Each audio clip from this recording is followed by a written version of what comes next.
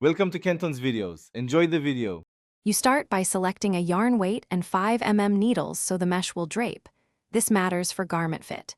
Cast on an even number of stitches with a long tail cast on to create a neat, stable edge. Once cast on, knit one setup row to establish tension, then begin the mesh repeat. Yarn over to create holes, then knit 2 together to control stitch count and keep the fabric balanced. Now you continue the body by repeating the mesh pattern while keeping an eye on gauge.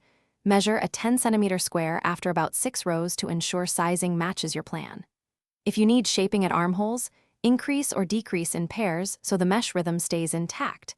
This preserves pattern alignment.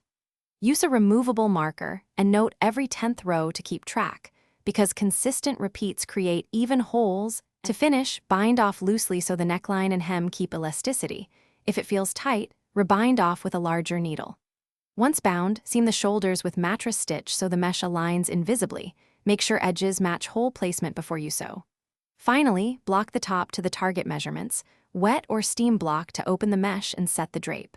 Troubleshooting tip: if holes misalign, unpick to the last correct repeat and rework those rows. Thanks for watching. Consider subscribing if we helped you.